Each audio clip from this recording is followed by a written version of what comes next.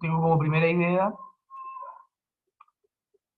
eh, que seguir conversando un poco de los problemas que puede presentar la ciencia, porque ahora me gustaría que revisemos lo que quiere decir verdad en ciencia.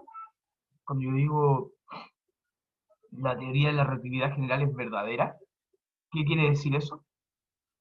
Y luego quiero mostrarles bases que estoy llamando acá filosóficas, pero en realidad uno correctamente debe llamarlas bases metafísicas. ¿Ya? Esto no quiere decir que la ciencia tenga una base, digamos, espiritual. ¿Ya? Metafísica llamamos nosotros en filosofía a una serie de planteamientos racionales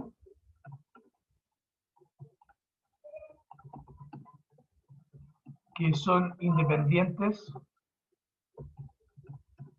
de la experiencia. Por eso, más allá de lo físico, más allá de lo que se presenta ante mis ojos, ¿ya? Pero eso no quiere decir que sea espiritual. Quiere decir, uno de los grandes temas de la metafísica es Dios y el alma, ¿ya? Pero la cuestión es, y eso podría ser considerados temas espirituales, ¿cierto? Pero la cuestión es que no solamente es eso, ¿ya? Esas son como las discusiones más grandes de la metafísica, pero también es un postulado racional o un planteamiento racional independiente de la experiencia pensar que la naturaleza es regular.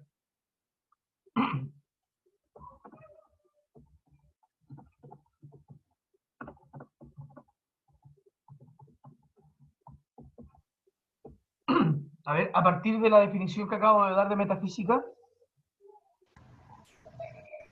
¿qué significa que la naturaleza es un regular, que la naturaleza regular es un enunciado metafísico o todavía está muy complejo eso?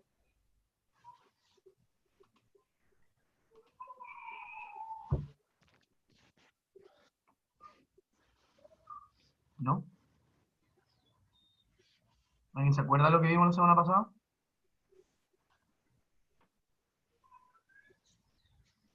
Lo que han estado leyendo de Mario Bunge, lo que, bueno, leyeron de Mario Bunge los que ya hicieron la guía.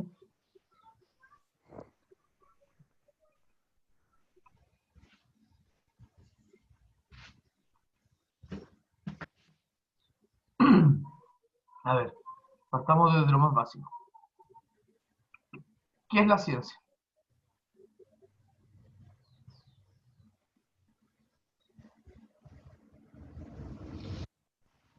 ¿Qué vimos la semana pasada que era la ciencia?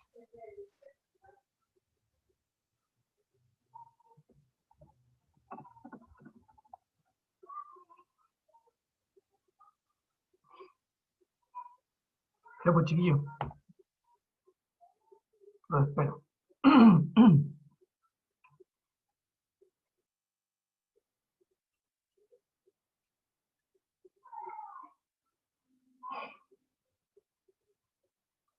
Alan, Andrés, Constanza, Diverson, Danae, Esperanza, Javiera, Jimmy, Josefa, Luciano, Sam, Sofía, Valentina.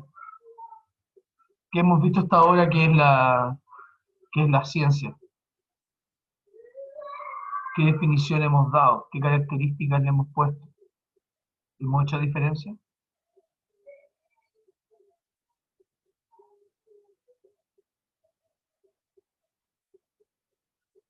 Vicente, Víctor, Victoria. Comprobar hechos. Ya estamos como la semana pasada. Ya, comprobar hechos.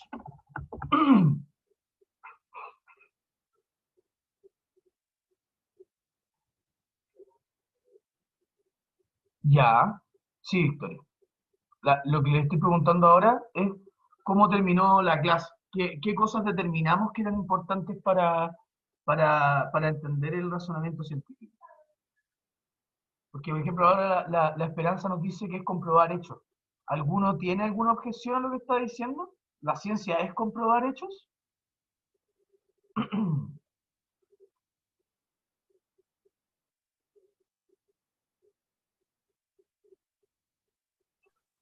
Sí, pues porque se supone que la clase pasada dijimos eso, que la ciencia comprobaba algunos hechos y otros no, por, creo que era, que no me acuerdo mucho, pero de por sí la ciencia siempre se basa en comprobar algunos hechos, pero de por sí tiene que tener como, ay, ¿cómo se dice esta palabra?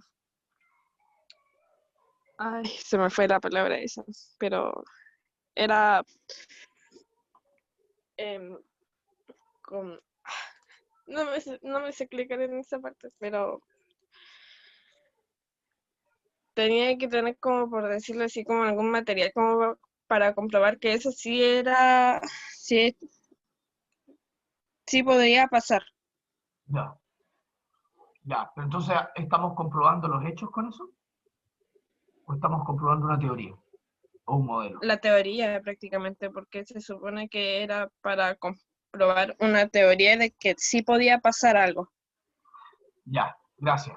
Sí, por eso me parecía extraño que me dijera comprobar hechos, porque en el fondo yo las teorías las compruebo en los hechos.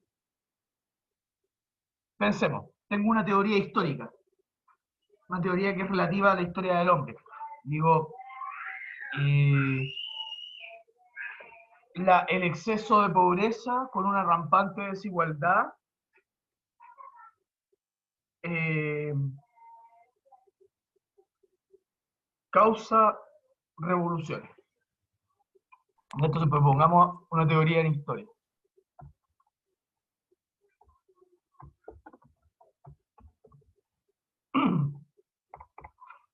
Eh, una pobreza muy grande y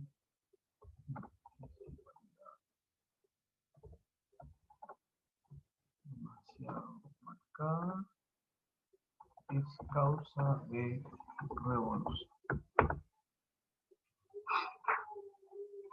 Ya, un historiador llega y les dice esa teoría.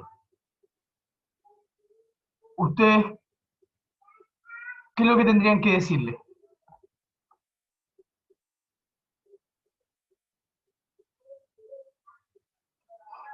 Llego, planteo esa teoría en alguna parte, ustedes son sus pares, digamos, personas que están intentando comprender el mundo racionalmente.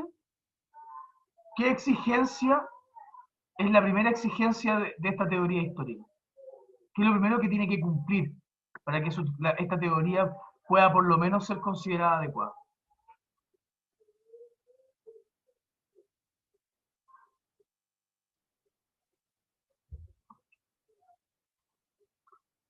¿Cómo se comprueban las teorías o los modelos?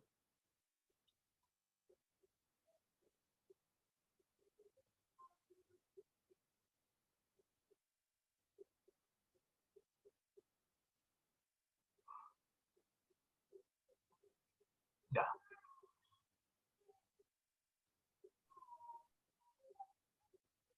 Jimmy, tienes que, si puedes decirlo en público también estaría bueno, eh,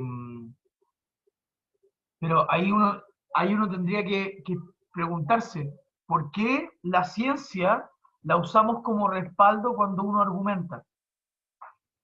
Si, por ejemplo, ¿por qué es importante cuando alguien te dice algo, por ejemplo, respecto a tu cuerpo, o respecto a los planetas, o respecto a los elementos químicos?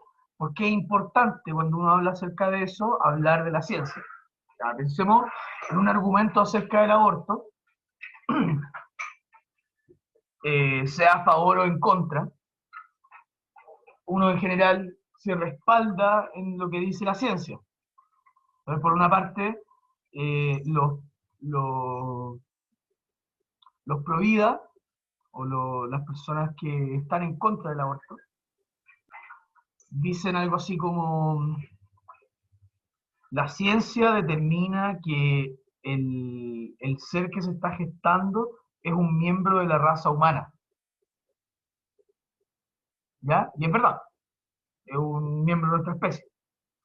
Mientras que el, el proaborto lo que va a decir es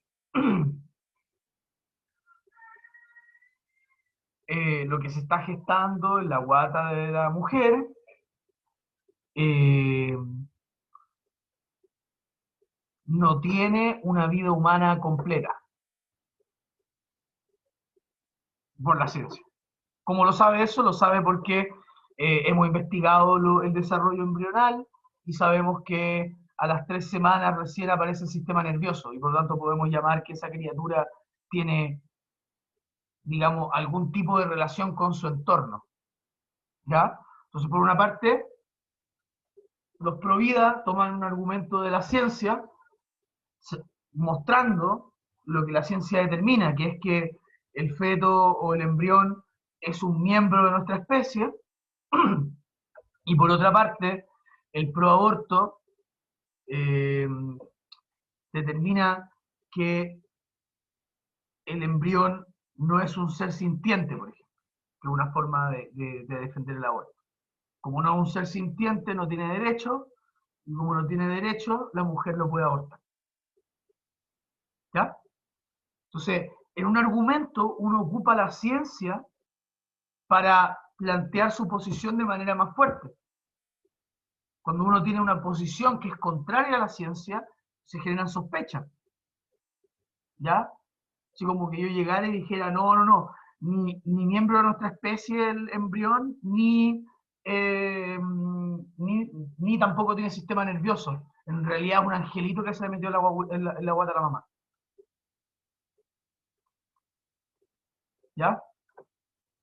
Dar esa explicación para mostrar mi postura, sea tanto pro aborto o pro vida, esa explicación que yo estoy dando no es una explicación científica. Y por lo tanto, mi argumento va a perder peso a la hora de intentar convencer a alguien o a la hora de presentarlo en una reunión con otros seres racionales que podrían criticarme. ¿Ya? Pero ¿por qué la ciencia es un respaldo? ¿Por qué es tan importante la ciencia?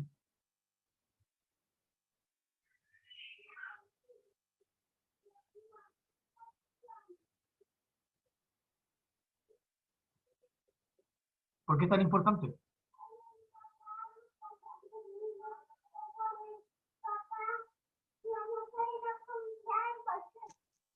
Porque es subjetiva.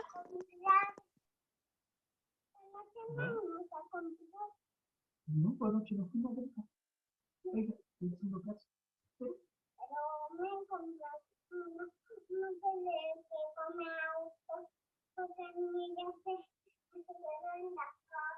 Ya. Ya. ¿Quién fue que dijo que era subjetiva? Yo, Sofía Armijo. Ya. ¿Y por qué dice que es subjetiva, Sofía? ¿A qué se refiere con eso?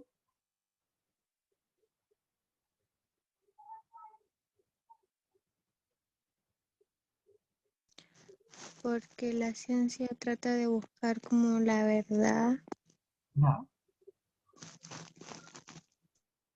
lo razonable y eso. Ya, pero eso, ¿por qué sería subjetivo?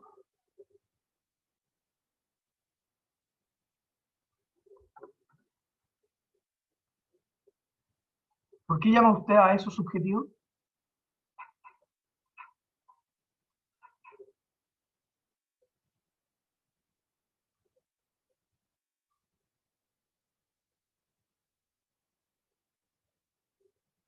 Por favor, para poder entender la posición que me está planteando.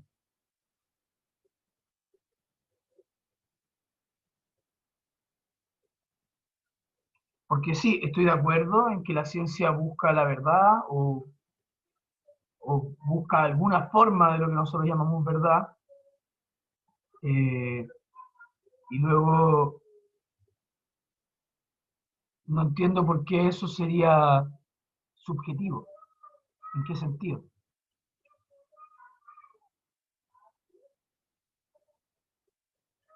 Ya, Ya, Javiera, está bien, pero es por eso que es importante la ciencia, como porque da respuestas concretas y verdaderas. ¿Qué significa concreto lo que usted está diciendo acá? ¿Qué, y en qué sentido están basadas en la lógica? Porque, por ejemplo, en cómo veo yo a la ciencia usa la lógica, pero no se basa en ella. La ciencia se basa en los hechos. La ciencia se basa en lo que ocurre en el mundo. Y usa la lógica y la matemática para mejorar el nivel de sus explicaciones de respecto a lo que pasa en el mundo.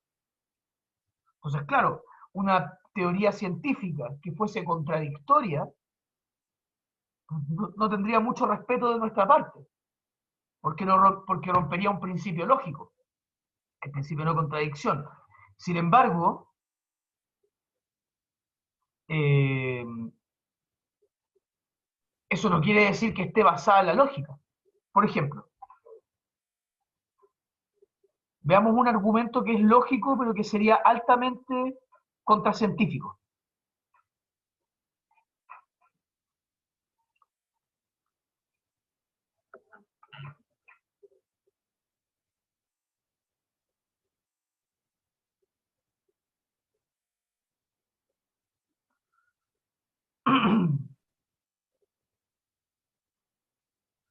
Ya. Eh,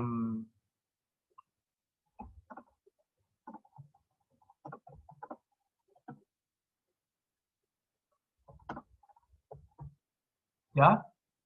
Primera premisa. No, perdón. Sí, primera premisa, perdón. Segunda premisa. Eh,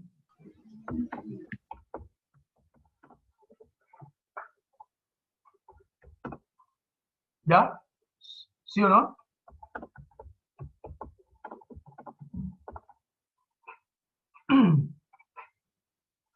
¿Ya? Esto es un razonamiento que es lógicamente consistente. Si los animales son seres que respiran y las células respiran, las células son animales. ¿Ya? Esto es un argumento lógico, pero que yo por ejemplo, en un estudio científico, no podrían aceptármelo. ¿Ya? ¿Por qué no podrían aceptármelo? Porque nosotros distinguimos entre las células, es decir, organismos unicelulares, y los animales, que son organismos pluricelulares.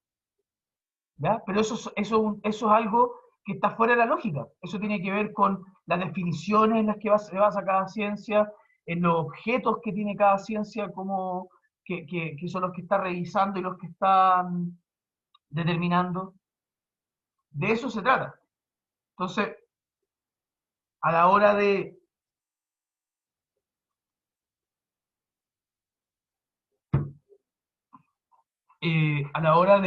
hacer este argumento, si uno lo toma en consideración lo que ocurre dentro de la ciencia donde yo estoy intentando hacer mi descubrimiento, estoy realizando mi investigación, este es un argumento perfectamente lógico, pero que falla en el punto en que sí, las células respiran, pero los animales no son solamente los seres que respiran, sino que también los organismos unicelulares. Entonces, por ejemplo, acá yo podría haber dicho las bacterias respiran. Y lo hacen, de hecho. Bueno, no respiran en el sentido tradicional de oxígeno, digamos, pero sí generan algún tipo de relación con el ambiente donde son capaces de extraer energía a través de algún gas o de algún componente químico externo a su propio organismo. ¿Ya? Que es finalmente la base de la respiración. Luego, entonces, las bacterias también son animales. O no sé, las células vegetales respiran con, ¿cómo se llama esta cuestión? Con mitocondrias. Entonces, también, aparte del cloroplasto. Entonces, las células vegetales son animales. ¿Ya? ¿Se entiende? Que puede ser un argumento lógico pero no necesariamente científicamente verdadero. Recuerden, la ciencia, su gran piedra de tope, no es la lógica, aunque la lógica sea importante para su realización, sino los hechos del mundo. ¿Ya? Esa es la determinación última de la ciencia. Recuerden lo que hablábamos la semana pasada, tenemos, en la ciencia tenemos dos cosas diferentes. Tenemos por una parte la interpretación, a lo que pertenece el método respectivo de cada ciencia, ¿ya? Y las definiciones. Mientras que por otra parte tenemos los hechos. Podríamos decir que es lo que ocurre, lo que acaece, etc. ¿Ya? Y esta es la fuente de comprobación de las teorías, leyes y modelos. ¿Ya? Entonces, por una parte, tenemos lo que, digamos, la teoría tiene que estar planteada de manera lógica y tiene que ocupar la lógica y la matemática para hacerlo más adecuado, o sea, bueno, no necesariamente tiene que ocupar la matemática, pero tiene que ocupar la lógica para que, digamos, tenga sentido, porque la lógica lo que nos dice es de qué manera lo que tú estás planteando puede tener sentido. Sin embargo, la labor de la ciencia no se acaba en la lógica, sino que termina en los hechos. Mi teoría tiene que ser lógicamente consistente, pero tiene que ser también relacionada con lo que ocurre en el mundo, relacionada con la realidad. Si yo tengo una teoría, por ejemplo, yo creo que esto lo van a conocer varios de ustedes. La teoría de cuerdas es una teoría relativamente famosa, que se ha aparecido harto en la tele, que aparece harto en programas de, no sé, el History Channel, y que también aparece harto en el diario, ¿ya? Que la han defendido algunos como científicos así como famosillos, como Neil deGrasse Tyson, la ha defendido como Stephen Hawking, que es como uno de los científicos más conocidos del mundo.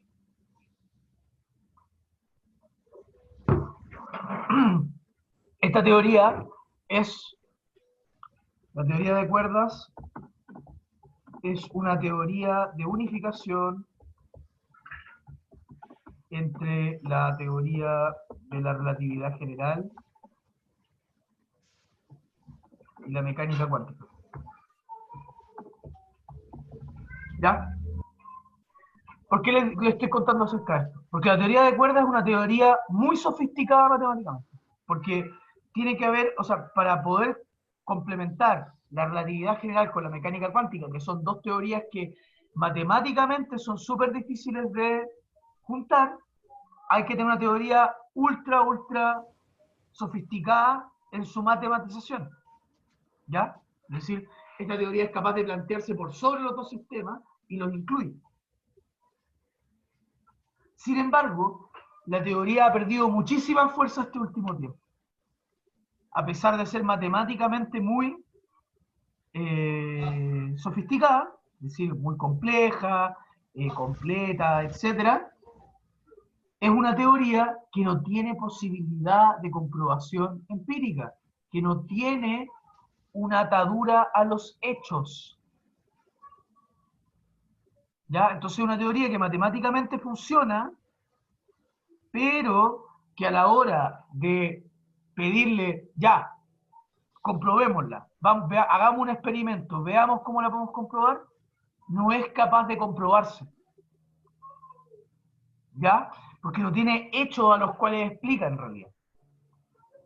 Entonces, es como uno podría plantear que la teoría de cuerdas en realidad es como un sistema matemático que es capaz de englobar a la mecánica cuántica y a la relatividad general.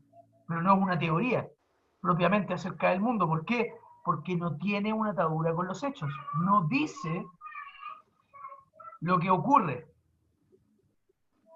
No me lo explica, no es capaz de predecirlo.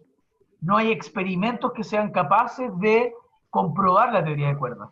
¿Por qué? Porque, por ejemplo, plantea diversos universos. Entonces dice que hay 7 universos paralelos, por ejemplo. ¿Cómo compruebo yo que hay otro universo paralelo? ¿Cómo lo hago? Dice, no, es que si nos metemos en un agujero negro.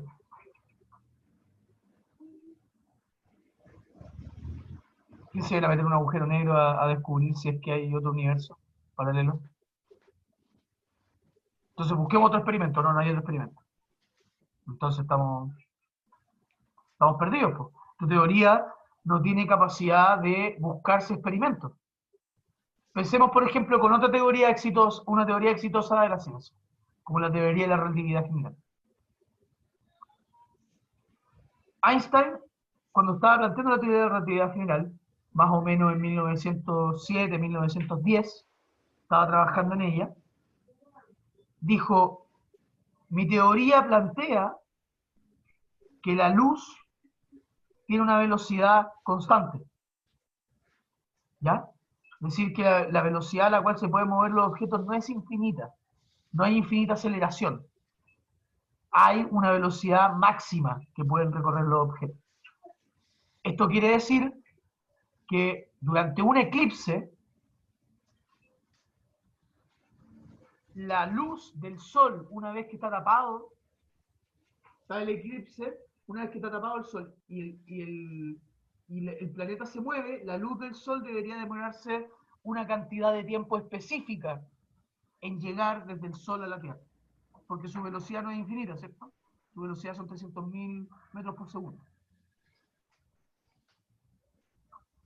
Entonces, la segunda parte de su hipótesis era que la luz se iba a doblar. La luz se dobla debido al efecto de la gravitación. ¿Ya? Entonces, su teoría podía caer por 2 razones. Si es que la velocidad, o sea, si es que la luz después del eclipse llegaba inmediatamente a la Tierra, quiere decir que la velocidad de la luz no es una velocidad máxima, sino que la velocidad puede ser infinita de cierta manera. Y luego, otra forma de votar su teoría era demostrar que la luz no doblaba debido al efecto de la gravitación. ¿Ya? Cualquiera de esas dos cosas hubiesen sido de la manera que la describí y la teoría de Einstein hubiera caído. ¿Ya?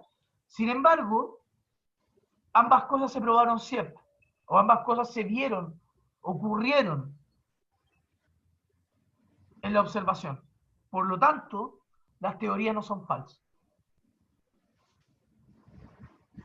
¿Ya? Entonces, la fuente de comprobación, la fuente del conocimiento de los científicos son los hechos, las cosas que ocurren. Si mi teoría no tiene ninguna forma de ser refutada por la experiencia, por aquello que pasa, posiblemente mi teoría sea pseudocientífica. ¿Ya? ¿Algunos conocen alguna pseudociencia aquí?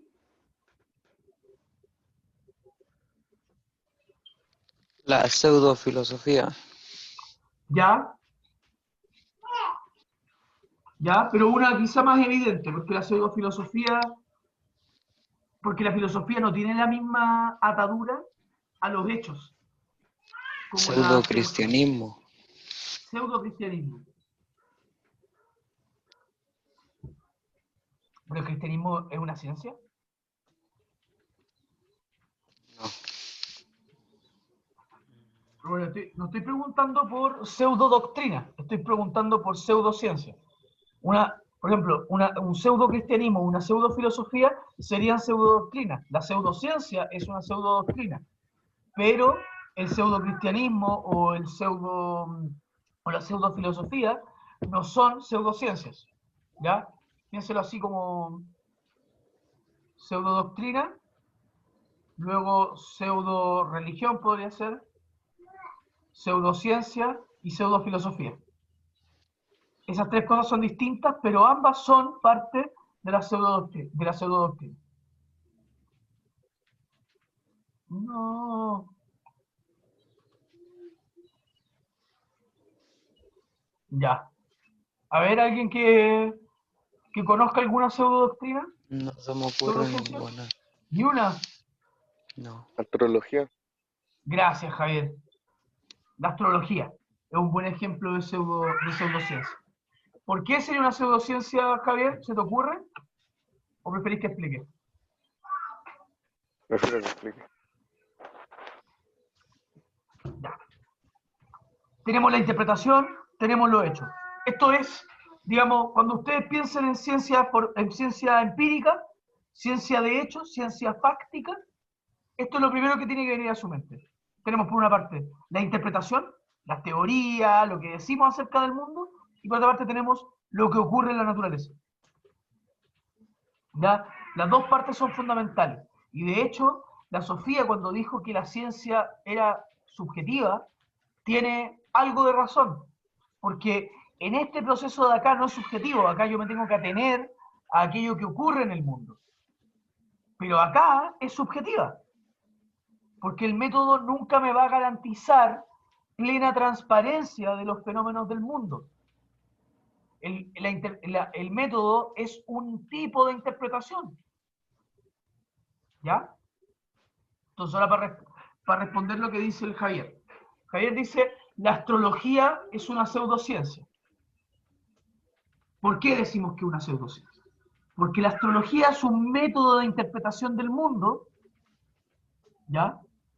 Que predice o que afirma características del mundo a partir de un análisis de la relación de los individuos humanos con los planetas.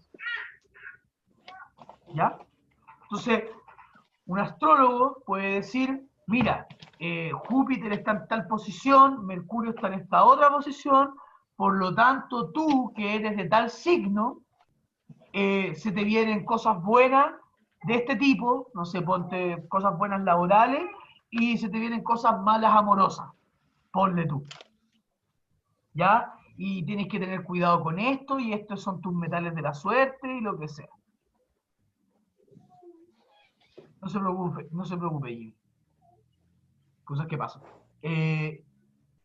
Entonces, plantea una interpretación del mundo donde me dice a mí, o a ti, o a cualquiera de nosotros, una determinada cosa a partir de la posición de los planetas, y luego también pasa a decir una predicción acerca del futuro respecto a la situación planetaria y de tú como individuo respecto a la constelación en la cual naciste. ¿Ya?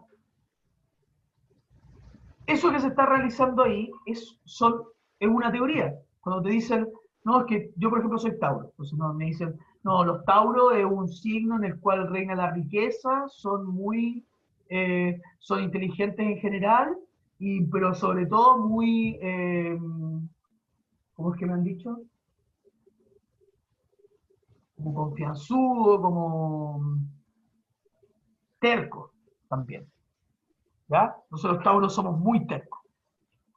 Y luego me dicen, no, y mira, por cómo está Mercurio y lo que sea, te conviene cuidar tu trabajo y preocuparte de esas cosas porque está ahí en una señal de que te pueden despedir o de que vaya a tener problemas económicos. Y después dice que en el amor te va a ir muy bien este mes. Claro, exacto. Todo eso son predicciones. Entonces yo, por ejemplo, pensemos en dos tipos de predicciones. Tenemos la predicción que acabo de escribir, la astrológica. Imagínense una predicción astronómica, donde yo digo, bueno, de acá a ver, estamos en noviembre, de acá a febrero, creo que. Ponte, oye, se me olvidó la estación. A ver, verano empieza El 21 de diciembre. el 21 de diciembre. Ya, entonces, yo puedo decir, el 21 de diciembre, una interpretación astronómica, el 21 de diciembre la Tierra va a estar muy cerca del Sol, porque empieza el verano. O parte de nuestro hemisferio, o sea, que nuestro hemisferio va a estar mucho más cerca del Sol, y por lo tanto vamos a tener una estación que llamamos verano. Yo puedo hacer esa predicción en base a eso, porque conozco que los planetas giran en torno a un centro. Entonces puedo, no sé, poner el centro. Ahí tenemos un centro, que va a ser el Sol, y los planetas giran de manera elíptica sobre Y su eso está centro gravitatorio. comprobado. Claro, esto sí ocurre con los hechos, porque yo cuando me dicen, no, es que en el amor te va a ir bien este mes, o te va a ir mal en lo económico, lo que sea, ¿qué significa eso? No significa nada, digamos. Podría, no sé, si se me pierden 5 lucas, puedo decir, ah, tenía razón la astróloga, o el astrólogo. Si llego a una chiquilla me mira por mucho rato, ah, viste, tiene razón el astrólogo, porque me está yendo bien el amor. ¿Ya? Mientras que acá, cuando yo hago una interpretación científica y planteo una, ¿cómo se llama esto? Una predicción en base a la ciencia, yo te digo, el 21 de diciembre nuestro hemisferio va a estar en la parte más cercana al Sol. Y te puedo mostrar dentro del centro gravitatorio dónde va a estar tu hemisferio y dónde va a estar la Tierra para que ese verano ocurra. ¿Ya? Y eso va a ocurrir siempre, y cuando te diga va a llegar el verano el 21 de diciembre, lo más probable es que el 21 de diciembre haga más temperatura, o el ambiente esté más caliente que el 4 de noviembre, que el 5, que el 6. Puede ser que el 3 de diciembre sea más caliente que el 4, o que el 5 sea más caliente que el 4. Pero ya entrando en esa fecha, ya empiezan temperaturas más cálidas que las que cuando uno está en primavera. ¿Ya? Y eso es una predicción exacta. Es decir, en este momento estamos lo más cerca posible del Sol. ¿Ya? Que es distinto a, debido a la posición de los planetas y de dónde naciste tú, respecto de los planetas, puede pasar esto en tu caso. ¿Ya? La diferencia entre pseudociencia y ciencia es que si yo viese que el 4 de diciembre la Tierra no se acerca al Sol, lo veo por un telescopio, lo veo por haciendo cálculos de elipsis, ¿ya? Y veo que no estoy más cerca del Sol, sino que en realidad ¿cómo se llama esta cuestión? La rotación es circular, y por lo tanto nunca nadie está más cerca del Sol o más lejos. Tengo que cambiar mi teoría nomás. Mi teoría está errada. Pero a los astrólogos, cuando uno llega le dice, oye, ¿sabéis que me dijiste este mes que me iba a ir mal económicamente, que soy terco y no sé cuánto, y en realidad no soy ni terco? Mi señora lo confirma, mi hijo, mi amigo, dice, no, Jorge no es terco. Luego le fue súper bien económicamente en este mes que tú dijiste que no le iba a ir bien, y en el amor que dijiste que le iba a ir mal, le fue también súper bien. Ponte tú. ¿Qué te va a decir el astrólogo? El astrólogo te va a decir, ah, no, es que lo que pasa es que este planeta se movió para acá, y aparte que uno podría haber interpretado también esto de otra manera. Nunca va a aceptar que su teoría es errada. La diferencia, según yo, y según algunos autores de filosofía también, como Karl Popper, como Mario Bunge, es que la diferencia entre ciencia y pseudociencia radica en la actitud que tienen frente a sus propias teorías. La interpretación del astrólogo es lo más importante no los hechos, no lo que ocurre. Si se equivoca en una interpretación, va a reinterpretar para no haberse equivocado. Mientras que el científico, si se equivoca en una interpretación, tiene que aceptar que se equivocó y cambiar esa interpretación. ¿Se nota? Por una parte, el astrólogo nunca va a estar incorrecto, nunca va a estar equivocado. El científico sí va a estar equivocado. Si Einstein, la luz no hubiera doblado por el efecto de la gravedad, su teoría estaba refutada y se acabó la cuestión. Y Einstein lo habría sabido, hubiera dicho, ah, mira, no pasó, perfecto, tendremos que buscar otra forma de interpretar el mundo. Mientras que el astrólogo no ocurre lo que le está diciendo, ah, no, es que hubo un error en mi interpretación, o es que tú no interpretaste bien mis palabras, es que tú no entendiste lo que yo te dije, etc. La pseudociencia le encantan los parches para justificar sus errores o su falsa interpretación. Es la actitud que tienen frente a la verdad. Y por eso yo quería hablarles un poco de lo que quiere decir la verdad en ciencia. Lamentablemente, no recuerdan mucho lo que pasamos al principio. Entonces, tuve que volver a hacer como un poco la clase de la semana pasada. Ya. Entonces. Ya, gracias, Luciana. ¿El terraplanismo sería una pseudociencia? Depende. ¿Ya? Porque el terraplanismo es una situación media extraña, porque en el terraplanismo las personas asumen ciertos postulados de la ciencia. Por ejemplo, los terraplanistas creen que la Luna tiene una forma esférica, creen que Mercurio tiene una forma esférica, creen todas esas cosas. Lo que no creen es que la Tierra tenga una forma esférica.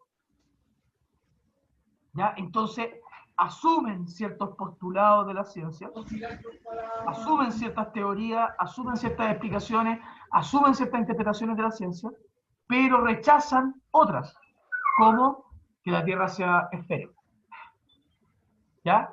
Y de hecho, qué buen ejemplo, Luciano, porque eso se mete con el enunciado metafísico que hablé al principio de la clase.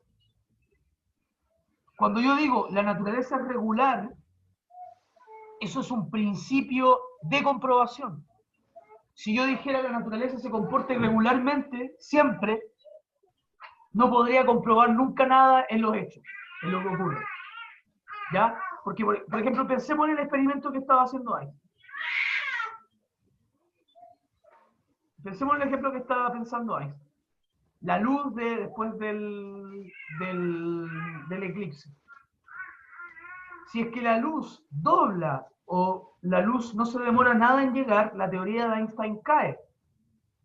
Pero piensen que la teoría de Einstein se confirma porque la luz dobló y tenía una velocidad específica. Luego, uno podría pensar que si la naturaleza no es regular, podría ser que para el otro eclipse la luz no doble y la luz llegue inmediatamente, sin demorarse nada desde el Sol hasta la Tierra, mostrando que tiene una aceleración infinita. Si ocurre eso, es decir, que la naturaleza es irregular, no hay ninguna teoría científica que sea capaz de mantenerse en pie. Entonces, lo que está diciendo el terraplanista está dudando de un enunciado metafísico de la ciencia. Está diciendo que él no cree que la naturaleza sea regular. Entonces, si hay planetas fuera del nuestro que se comportan de una determinada manera y por lo tanto terminan convirtiéndose en esferas, que piensen que todo esto tiene que ver con cómo se forman los planetas. Los planetas se forman de cúmulos de polvo que empiezan a rotar entre sí y empiezan a machacarse porque empiezan a obtener como un cierto centro gravitatorio. Y luego, claro, pues, si tú pensáis, si tú reunís mucho polvo en todas las direcciones hacia un centro, lo que te queda es como una esfera. Pero como ellos no creen en la regularidad, ellos pueden decir, sí, los demás planetas se formaron así, los demás planetas son esféricos, lo que sea. Pero acá, esto es plano. ¿Ya? Entonces está diciendo, la naturaleza no es regular. Entonces, en el caso del terraplanismo, ellos son, es una pseudociencia, porque yo le puedo mostrar de todas las formas posibles que la Tierra es esférica al terraplanista y nunca va a aceptar que mi interpretación es correcta, porque va a decir, no, pero es que mira esta foto, o mira tal cosa, o yo no lo creo, o eso es un complot de la NASA. Es decir, no hay evidencia que haga que cambie de opinión. Puedo mostrarle, puedo llevarlo al espacio, mostrarle la Tierra de afuera, y te va a decir, no, es que es plana, porque se va a ver como un círculo, digamos. ¿Ya? Entonces, el problema del terraplanismo no es solamente que no se adecúen a los hechos, o que no estén dispuestos a corregir su teoría una vez que la evidencia se le mostró, sino que también tienen esta cuestión de que la naturaleza es irregular para ellos. Ellos creen que la naturaleza puede ser irregular. Ya, esto es un enunciado metafísico, esto no es una cuestión que nosotros podemos comprobar. Por eso es metafísico. Nosotros no podemos comprobar que la naturaleza es regular o irregular. No tenemos forma. Porque en el fondo, para poder comprobar algo en ciencia, nos basamos en que la naturaleza es regular. Cuando yo hago un experimento para probar cierta cosa y publico mi estudio, y otra persona toma ese experimento y lo replica, y obtiene resultados semejantes o iguales, lo que yo estoy afirmando en ese ejercicio es que la naturaleza es regular. Y por lo tanto, cuando yo hago una prueba de un experimento que alguien más hizo y veo que obtengo resultados similares, asumo que los planteamientos que está comprobando ese experimento son correctos, porque soy capaz de replicar ese experimento sin ningún tipo de cambio muy grande. ¿Ya? Entonces asumo que la naturaleza es regular.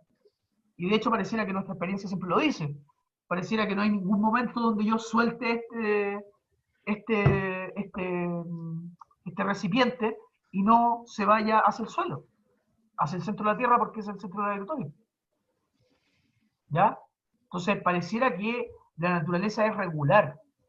La experiencia nos dice como comúnmente la naturaleza es regular, pero no podemos saberlo. Es un enunciado metafísico. No podemos comprobar que la naturaleza es regular, porque no me basta todos los casos del mundo para poder afirmarlo. Yo dijera, no, es que la naturaleza es regular porque siempre ha sido así, hasta ahora. Caigo en el mismo ejemplo, ¿no se acuerdan de los tropos escépticos, no? Que el escéptico llegaría y me diría, bueno, ¿y qué te asegura que mañana va a ser así? ¿No sabéis? ¿No tenéis cómo saberlo? ¿Ya? Y sí, Luciano, la gente antivacunas también. La gente antivacunas también está siguiendo una pseudociencia. En ese caso, en el caso de las antivacunas, lo que ellos afirman es que las vacunas hacen daño a los niños. ¿Ya? Lo cual es claramente incorrecto, digamos, pero la base para ellos decir eso es que hubo un estudio hace mucho tiempo que afirmaba que las vacunas podían producir autismo debido a ciertos componentes de mercurio. ¿Cuál es el problema de esta cuestión? Ese estudio fue hecho por un médico que tenía plata metida en los temas de la vacuna y del tratamiento de los ¿cómo se llama esto? De los autistas. Entonces el tipo tenía conflicto de intereses al publicar ese estudio. Y aparte, muchos antivacunas fundamentan sus creencias en estudios muy antiguos. Estamos hablando de medicina de principios del siglo XX. ¿Ya? En esa época, los médicos, había muchos médicos que eran pagados, por ejemplo, para decir que el tabaco hacía bien y que fumar era saludable, que había que llevar a los niños a fumar también porque era muy sano. ¿Ya? Entonces, la ciencia médica fue capaz de darse cuenta de que fumar era malo, o de que fumar causaba problemas en la salud y que está correlacionado con el cáncer. Bueno, de hecho causa el cáncer de pulmón y otros cánceres también.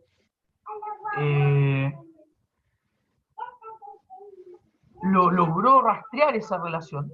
Sin embargo, durante mucho tiempo se pensó que era correcto fumar. Y había algunas bases que lo podían afirmar, pero en esa época, por ejemplo, ¿cómo era la calidad de los experimentos? Ocupaban grupos de control, y claramente no lo ocupaban. Entonces, hay muchos estudios de esa época que son pésimos. Sacan conclusiones muy importantes, muy trascendentales, como fumar no es malo para la salud, por ejemplo, a partir de muestras de 60 personas. Cuando tú tienes muestras de 60 personas no puedes determinar nada, o casi nada. Hoy en día un estudio de medicina para poder plantear si es que algo es capaz de causar cáncer o no, si es que algo es capaz de producir autismo. ¿Ustedes creen que les bastan con 60 casos? ¿Con 100 casos? Estamos hablando de miles. Necesitáis largas líneas de experimentación, 100.000 personas, etc. Esas son las cosas que se trabajan ahora.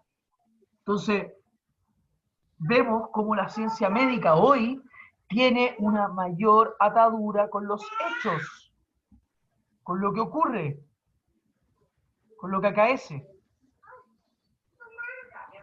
Quiere estar siempre atenta de las cosas que pasan. Mientras que cuando nosotros vemos estos estudios de que las vacunas producen autismo, o de que causan daño a la salud, o todas esas cuestiones, solo lo que vemos es una interpretación ante la cual cuando yo le diga, no, mira, no pasa nada, de hecho hemos curado casi todas las enfermedades más brígidas de la historia de la humanidad gracias a las vacunas, un hecho, que es verdad eso. Hoy en día existen más humanos de lo que han existido durante toda la historia del mundo, y es gracias a las vacunas en gran parte. Él va a decir, no, es que tú estás interpretando mal, porque lo que pasa es que te dejan vivir, pero te enferman para continuar sacándote plata, por ejemplo. ¿Ya? Pues cuando tú le mostrás a esta persona evidencia de que no hay ninguna línea causal entre la vacuna y el autismo, porque el autismo pareciera ser un fenómeno mucho más relacionado con la genética. Uno nace autista, no te vuelves autista por nada del mundo. Ellos tendrán que reinterpretar, y lo que me van a decir es que yo estoy equivocado porque lo más probable es que no me di cuenta o lo que sea. ¿Ya? Todas las pseudociencias intentan adecuar sus interpretaciones para que su interpretación general no caiga, nunca. El antivacunas nunca va a ceder, aunque tú le mostrís toda la evidencia del mundo de que las vacunas son lo mejor que le ha pasado a la humanidad, o lo peor, porque produce más humanos, también podría pensarse. No va a cambiar en su pensamiento, porque él no va a creer que tu evidencia sea cierta, aunque tú se lo mostrís de todas las formas posibles. Ese es el problema de la pseudociencia. El problema de la pseudociencia es que no está dispuesta a discutir en un terreno racional donde ella sea capaz de ser refutada. La pseudociencia es el manjar de las personas que quieren tener siempre la razón. En la ciencia, las personas se equivocan, corregimos, cambiamos la interpretación que habíamos visto. ¿Ya? Ya, no alcancé a llegar al tema de la verdad, pero les voy a preguntar. Díganme, chiquillos, ¿qué preguntas tienen? ¿Qué cosa de acá les pareció confusa, compleja? ¿Lo entendieron bien todo? Porque me dijeron la semana antepasada que habían entendido bien todo y podía volver a hacer la clase. Así que, por favor.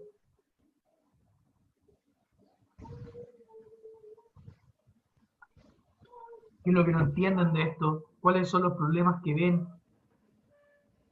¿Están de acuerdo con cómo estoy viendo yo la ciencia? ¿Están en desacuerdo? ¿Por qué?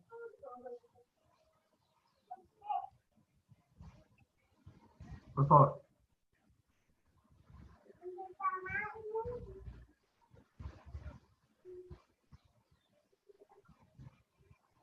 Ya, Luciano. Creo que esa es la única materia nueva que tuvimos hoy día. Eso es un enunciado metafísico, es decir, la naturaleza es regular. Porque, ¿qué quiere decir eso? Quiere decir que un experimento que ocurre en un momento y luego es replicable y en el cual tú obtienes resultados similares, uno puede presuponer que entre el experimento 1 y el experimento 2, que es una réplica del experimento 1, digámosle 1', el experimento 1 y el experimento 1',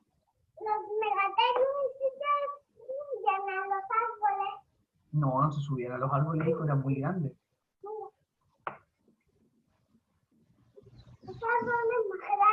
Ya.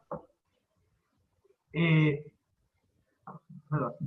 Que entre el experimento 1 y el experimento 1', las cosas continuaron igual. Es como, piensen en esto, así como en la cuestión más ridícula posible. Es como que está el científico mirando con un telescopio los cielos. ¿Ya? Está mirando Júpiter. Y está viendo cómo Júpiter gira en torno al Sol y ve cómo alrededor de Júpiter hay diversas lunas que giran en torno a él y toda la cuestión. Pero en el momento en que saca el telescopio, la cuestión se desordena y Júpiter en realidad gravita así. Como, no sé. Así. Así. Gravita así. No así. ¿Ya? Y luego, cada vez que vuelve a poner el telescopio, Júpiter vuelve a gravitar de manera elíptica. Y vuelve a tener lunas alrededor suyo que gravitan de manera elíptica. Vuelvo a sacar el telescopio y gravita así. ¿Ya? Lo que dice que la naturaleza es regular es que una vez que yo miro algo y lo vuelvo a mirar y lo vuelvo a mirar, si es que obtengo resultados semejantes todas las veces que miro la cuestión, puedo asumir que mientras no la estoy mirando, mientras no la estoy experimentando, se comporta de la misma manera. Pero eso no es comprobable empíricamente, eso no es comprobable viendo la naturaleza. ¿Ya? Es un principio bajo el cual mirar la naturaleza tiene sentido. Si yo creyera, como creen los terraplanistas, que la naturaleza es irregular, yo lo creyera de verdad, no podría hacer nada en el mundo, porque podría ser que, no sé, tomara una decisión como ir a la cocina y justo se acaba la gravedad y salen los cuchillos para arriba y me apuñalo o lo que sea. O voy caminando al auto y justo, o sea, voy caminando al auto, me subo a mi auto, prendo la cuestión y justo ahora los combustibles fósiles no se queman, porque la naturaleza es irregular, pues. Entonces el auto no prende. ¿Ya? No podría tomar ninguna decisión respecto al mundo porque nuestras decisiones respecto al mundo se basan en que la naturaleza es regular. Se basan en que cuando yo subo un pie, luego va a caer para seguir caminando. Subo un pie, cae, subo un pie, cae. No creo, o digamos que nadie cree que una vez que levante el pie, va a ser así. Levantar el pie y se va para arriba. Hasta el infinito. Va a dejar de funcionar la gravitación. ¿Ya? Ese es el punto. La cuestión es que, a pesar de que es un punto, que la naturaleza sea regular, es algo muy común, que todos lo creemos, todos creemos que la naturaleza es regular en general, no es un enunciado empírico. Yo no puedo demostrarte que la naturaleza es regular. No tengo suficiente información. Tendría que tener cámaras en cada rincón del universo para poder demostrarte que la naturaleza es regular. ¿Se entiende, Luciano?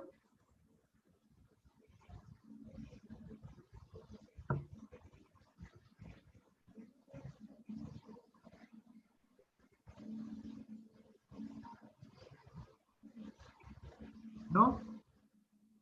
¿Sigue igual de raro?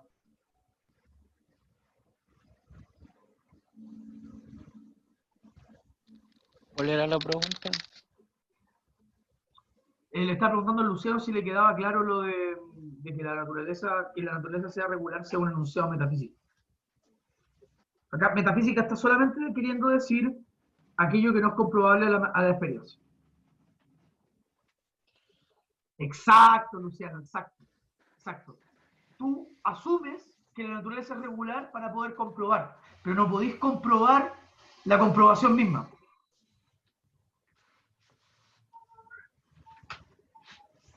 Bien.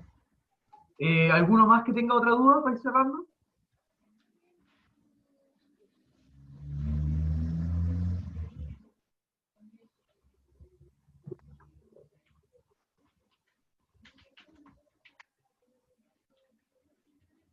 ¿Alguien más?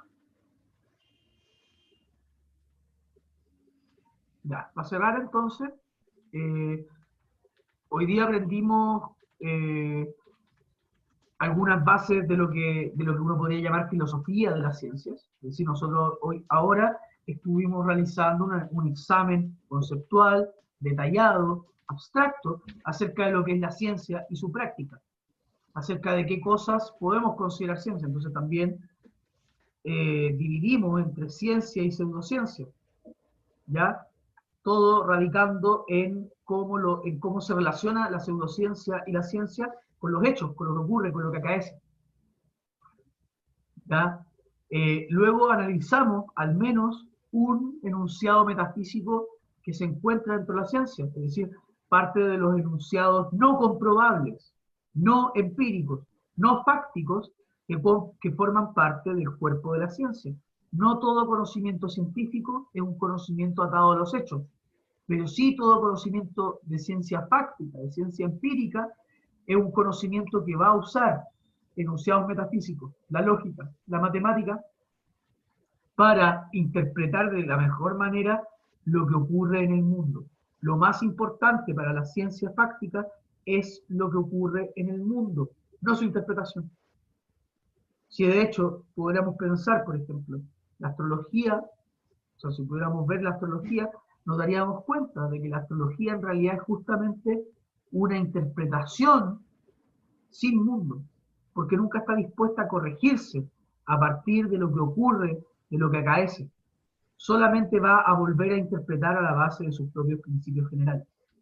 La ciencia se ha visto muchas veces obligada a cambiar sus principios generales para poder interpretar lo que ocurre en el mundo de mejor forma. Tengo como ejemplo ¿por qué hoy en día la teoría de Newton es una teoría que solamente se ocupa para la ingeniería, no se ocupa para la astronomía? Los principios de Newton se ocupan solamente para la ingeniería porque son aplicables perfectamente en la Tierra. Pero cuando nosotros hablamos del origen del universo, de cómo las cosas ocurren en el universo que observamos a través de los telescopios, nos damos cuenta de que la teoría de Newton tiene graves errores, gravísimos errores. ¿Quiere decir que la teoría de Newton no tiene ningún valor? No, la teoría de Newton tiene muchísimo valor para la técnica, para los ingenieros, tiene muchísimo valor aún para nosotros, sigue siendo un gran descubrimiento sobre la naturaleza. El punto es que tenía varios principios, varios puntos de interpretación que eran inadecuados cuando la experimentación llegó más lejos, cuando teníamos mejores telescopios, cuando intentamos realizar mejores tipos de experimentos para comprobar lo que estábamos hablando acerca de Newton. Nos dimos cuenta, por ejemplo, y eso es lo que se dio, el descubrimiento creo más importante de Einstein, es darse cuenta de que la luz tiene una velocidad constante y máxima. La luz es la velocidad límite de cualquier cosa que ocurre en el universo. Newton pensaba que la aceleración podía ser infinita. ¿Ya? Es decir, él pensaba que había velocidades, por ejemplo, como 400.000 metros por segundo. 500.000. Él decía, no hay ningún problema, podría haber velocidades de 1.000.000 de metros por segundo. Porque para él no había límite en la velocidad posible. Einstein se da cuenta de que sí hay límite en la velocidad posible. Y por lo tanto, tienen que corregir la teoría y los planteamientos de Newton para reinterpretar el universo. La astrología, como ha permanecido hasta ahora, sigue siendo la misma desde hace Bueno, igual la historia de la astrología es más chistosa que eso, pero en sus principios generales sigue siendo lo mismo que hace 2500 años, con el Almagesto de Ptolomeo y los tratados astrológicos antiguos. ¿Ya? Es decir, no tiene capacidad de corregirse, no tiene capacidad de mirar los hechos y decir, voy a reinterpretar, voy a cambiar mis principios generales. ¿Por qué? ¿Y por qué no lo hace? No lo hace porque si llevase a cambiar sus principios generales, se transformaría en astronomía. Porque en el fondo lo que quiere la astrología partió como una forma de interpretar la relación que tenemos los individuos con el universo. Pero hoy en día tenemos una mejor forma de realizar esa interpretación, que es la astronomía.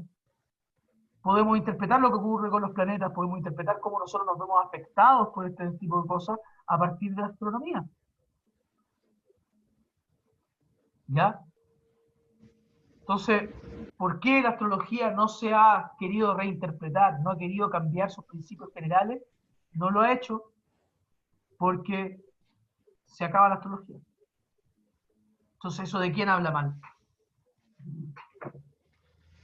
Habla mal de la ciencia, que es capaz de corregirse, de decir, ah, mira, estábamos equivocados acá, esto hay que corregirlo, reinterpretemos. O aquello que no está dispuesto a realizar ningún tipo de reinterpretación importante en pos de siempre tener la razón.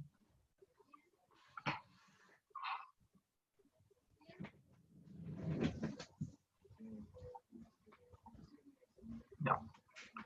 Bueno, chicos, con eso les cierro la clase. Espero que estén muy bien y cuídense mucho. ¿Ya? Cuídese, profe, que esté bien. Gracias por la clase. Chao, profe. Listo. Ahí está, chiquillos. Chao, profe.